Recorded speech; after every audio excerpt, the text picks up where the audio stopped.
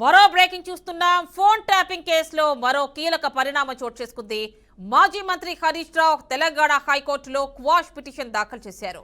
Panjagutta PS లో తన మీద నమోదైన కేసు కొట్టివేయాలని హైకోర్టులో హరీష్ రావు పిటిషన్ దాఖలు చేశారు. సిద్దిపేట నేత చక్ర గిరిధర్ ఇచ్చిన ఫిర్యాదు మేరకు డిసెంబర్ 1న హరీష్ రావుపై పంజగుట్ట పోలీసులు కేసు నమోదు చేశారు. హరీష్ రావు తన ఫోన్ ట్యాప్ చేయించారని చక్రధర్ ఫిర్యాదు చేశారు. ఈ ఆరోపణల మేరకు హరీష్ రావుతో పాటు మాజీ డీసీపీ రాధాకిషన్ రావుపై పంజగుట్ట పోలీసులు కేసు నమోదు చేశారు. రాజకీయ కక్షతోనే తనపై కేసు నమోదు చేశారని పిటిషన్లో హరీష్ రావు పేర్కొన్నారు. నిరాధారమైన ఆరోపణలు చేసి సంబంధం లేని కేసులో ఇరికించారని పిటిషన్లో ఆయన తెలిపారు. ఈ కేసు కొట్టివేయడంతో పాటు అరెస్ట్ చేయకుండా పోలీసులకు ఆదేశాలు ఇవ్వాలని హరీష్ రావు కోరారు.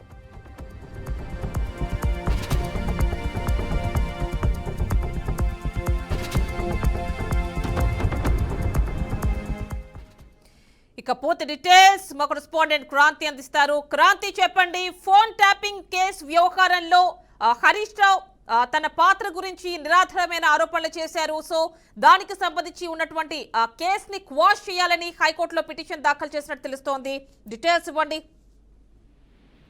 రైట్ యామిని, ప్రస్తుతం ఏదైతే హైదరాబాద్ పంజగుట్ట పోలీస్ స్టేషన్ లో మాత్రం సిద్దిపేటకు చెందిన కాంగ్రెస్ నాయకుడు చక్రీధర్ మాత్రం హరీష్ రావుపై కేసు నమోదు చేయడం జరిగింది. అతని ఫోన్ ట్యాప్ చేస్తూ అనవసరమైన అక్రమాలకు పాల్పడుతూ తనని ఇబ్బంది పెట్టాడంటూ కూడా కంప్లైంట్ లో అయితే పేర్కొనడం జరిగింది.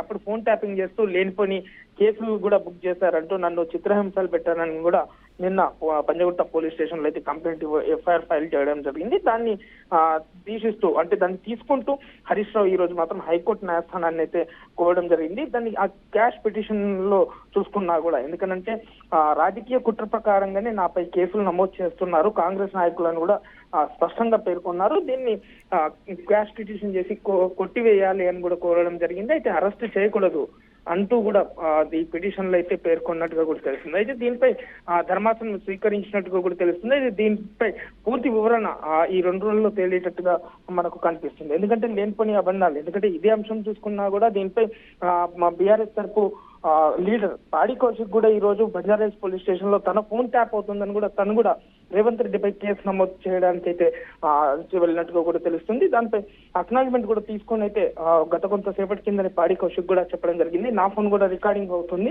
రేవంత్ రెడ్డిపై కేసు పెట్టాలి అంటూ కూడా ఎట్టకేలకు మాత్రం ఇటు బీఆర్ఎస్ కావచ్చు కాంగ్రెస్ కావచ్చు, ఎందుకంటే ఫోన్ ట్యాపింగ్ వ్యవహారాన్ని తీసుకొని ఒక రాజకీయంగా మాత్రం పోలీస్ కేసులకు అయితే నమోదవుతున్నట్టు కూడా కొంత స్పష్టంగా అర్థమవుతుందని చెప్పుకోవచ్చు యామిని.